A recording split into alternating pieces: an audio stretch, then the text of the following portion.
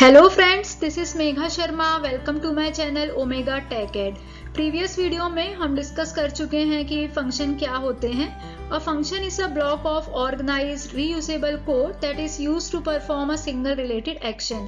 तो फंक्शन एक block of organised reusable code होते हैं जिनका यूज हम normally single related action perform करने के लिए करते हैं। तो फंक्शन दो टाइप के होते हैं, एक तो यूजर डिफाइंड फंक्शन होते हैं या फिर बिल्ट इन फंक्शन होते हैं। तो यूजर डिफाइंड फंक्शन कैसे डिफाइन किए जाते हैं, कैसे कॉल किए जाते हैं, उसके बारे में हम प्रीवियस वीडियो में डिस्कस कर चुके हैं। तो अगर आपने वो वीडियो नहीं देखा है तो उस वीडियो को भी जरूर देखें। इस वीडियो में हम डिस्कस करने वाले हैं मैथ फंक्शन के बारे में। The math module is a standard module in Python and is always available. तो मैथ मॉड्यूल जो होता है वो स्टैंडर्ड मॉड्यूल होता है और पाइथन में ही अवेलेबल होता है। तो पाइथन में जब भी हमें मैथ फंक्शन यूज करना होगा तो यहाँ पे हमें फंक्शन को मतलब जैसे हमने पहले यूजर डिफाइंड फंक्शन में पढ़ा है, मतलब फंक्शन को पहले डिफाइन नहीं करना पड़ेगा। हम ऑलरेडी जो बिल्ट इन मैथ फंक्शन है उनका यूज यहाँ पे डायरेक्टली कर सकते हैं। तो इन फंक्शन का यूज करने के पहले हमको ये जो मैथ मॉड्यूल है इसको इंपोर्ट करना पड़ेगा। To use mathematical functions under this module, we must import the module using import math. तो जब हमें अपने प्रोग्राम में मैथ फंक्शन को यूज करना है तो उस प्रोग्राम में हमें मॉड्यूल को इंपोर्ट करना पड़ेगा। तो मॉड्यूल इंपोर्ट करने के लिए हम लिखते हैं इंपोर्ट मैथ। उसके बाद हम कॉल कर सकते हैं जो भी मैथमेटिकल फंक्शन हमें यूज करना है, जैसे कि यहाँ पे हमने लिखा है उसका syntax math dot function name and bracket में पैरामीटर। तो ये यहाँ पे दो चीजें इंपॉर्टेंट है। एक तो फर्स्ट जो चीज है वो ये है कि जब भी हमें मैथमेटिकल फंक्शन अपने प्रोग्राम में यूज करना है तो हमें मैथ मॉड्यूल इंपोर्ट करना पड़ेगा, जिसके लिए हम यूज करते हैं इंपोर्ट मैथ। उसके बाद जो भी मैथमेटिकल फंक्शन हमें यूज करना है हम मैथ डॉट फंक्शन नेम देके उसका यूज कर सकते हैं। मैथ फंक्शंस, तो यहाँ पे हम डिस्कस करेंगे कुछ इंपॉर्टेंट मैथ फंक्शंस। सबसे फर्स्ट फंक्शन जो है वो है seal. It returns the smallest integer greater than और इक्वल टू एक्स। तो सील फंक्शन जो है वो सीलिंग वैल्यू रिटर्न करता है। जैसे अगर फॉर एग्जांपल हमने नंबर लिया है 21.3 तो यहाँ पे ये रिटर्न करेगा 22। f(x), it returns the absolute value of x। तो एब्सोल्यूट वैल्यू ऑफ x का मतलब होता है कि पॉजिटिव वैल्यू ही ये रिटर्न करेगा। मतलब अगर हमने x की कोई नेगेटिव वैल्यू ली है तो भी आंसर आएगा पॉजिटिव वैल्यू।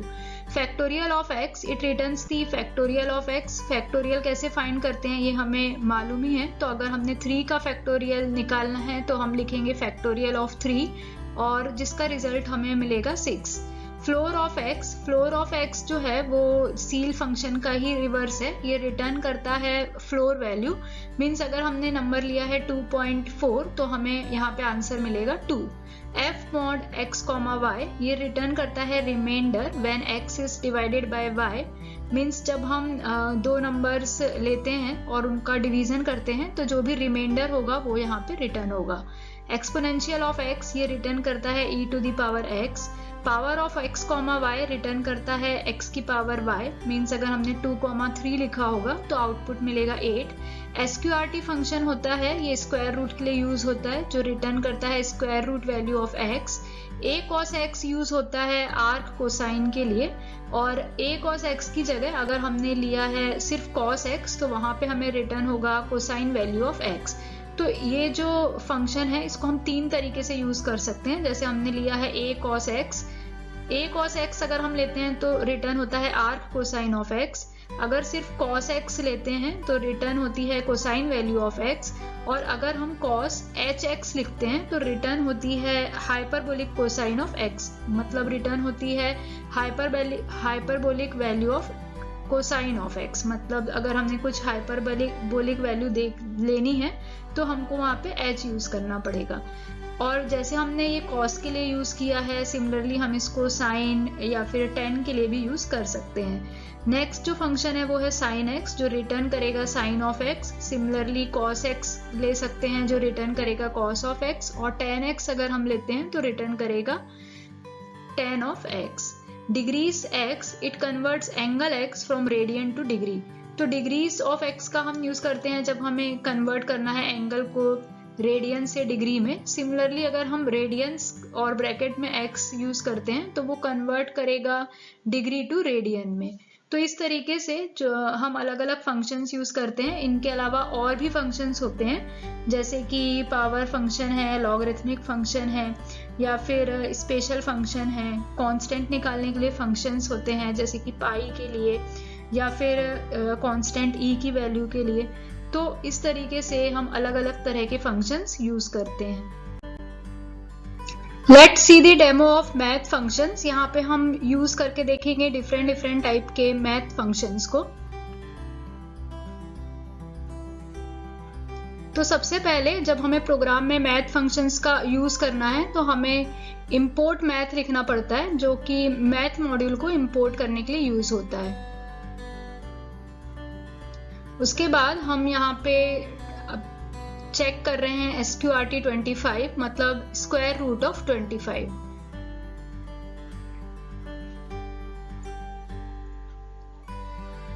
नेक्स्ट फंक्शन जो हम यूज कर रहे हैं वो है f mod 5,2। तो f mod फंक्शन जो है वो यूज होता है रिमाइंडर के लिए, मतलब जो भी रिमाइंडर होगा वो यहाँ पे शो होगा। Math dot factorial, factorial function का यूज हम करते हैं फैक्टोरियल फाइंड करने के लिए। तो यहाँ पे हम फाइंड कर रहे हैं 4 का फैक्टोरियल।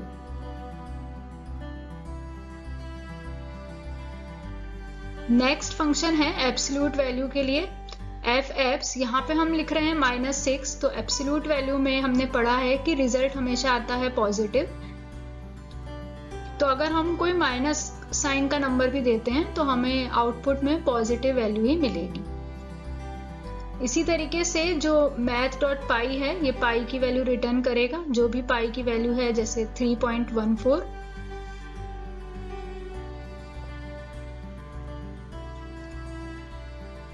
इसी तरीके से सील और फ्लोर फंक्शन का भी हम यूज कर सकते हैं। जैसे यहाँ पे हम नंबर दे रहे हैं 8.4।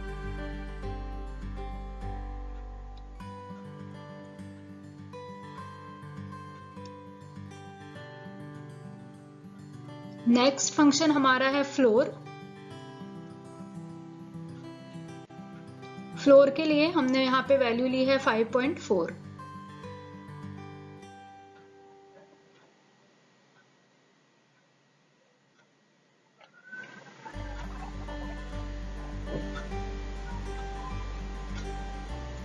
लॉगरिथमिक फंक्शन का भी यूज हम कर सकते हैं। यहाँ पे हम फाइंड कर रहे हैं लॉग वैल्यू 3 की।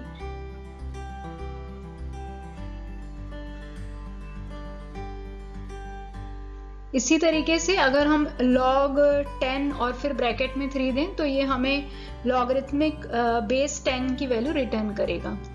नेक्स्ट फंक्शन है हमारा पावर फंक्शन 2,4, मतलब 2 की पावर 4 यहाँ पे रिटर्न होगा।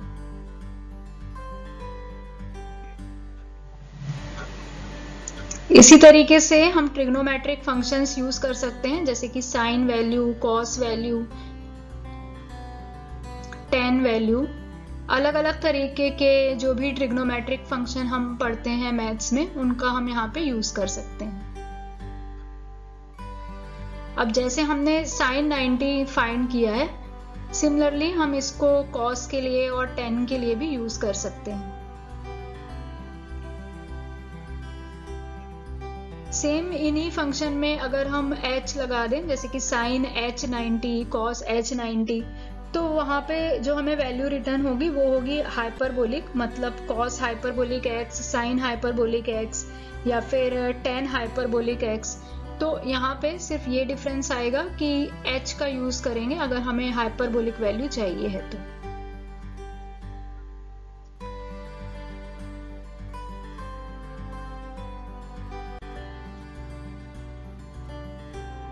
तो ये हमारा आउटपुट हुआ। सबसे पहले हमने SQRT फंक्शन यूज किया था 25 का, तो 25 का स्क्वायर रूट होगा 5 को डिवाइड करेंगे 2 से, तो जो भी रिमाइंडर है वो बचेगा 1। फैक्टोरियल 4 होता है 24, एब्सोल्यूट वैल्यू -6 की होगी 6, पाई की वैल्यू है 3.14। उसके बाद हमने सील फंक्शन यूज किया था 8.4 का, तो जिसका रिजल्ट आएगा 9, और फ्लोर 5.4 करेंगे तो रिजल्ट आएगा 5। लॉग वैल्यू 3 की है 1.0986122, पावर 2,4 मतलब 2 की पावर 4 हम करेंगे तो रिजल्ट मिलेगा 16। उसी तरीके से साइन 90 होता है 0.89, कॉस 45 होता है 0.52 और tan 0 होता है 0। तो इसी तरीके से हम अलग अलग लॉग फंक्शन या फिर ट्रिग्नोमेट्रिक फंक्शन यूज कर सकते हैं, जिस तरह से हमने यहाँ पे कुछ कॉमनली यूज फंक्शन का यूज किया है। नेक्स्ट टॉपिक में हम डिस्कस करेंगे string. Thank you so much for watching till here. अगर आपको वीडियो अच्छी लगी है तो वीडियो को लाइक जरूर करें, फ्रेंड्स के साथ शेयर करें, और अगर अब तक आपने चैनल को सब्सक्राइब नहीं किया है तो चैनल को सब्सक्राइब करें और नोटिफिकेशन के लिए बेल आइकन प्रेस करें।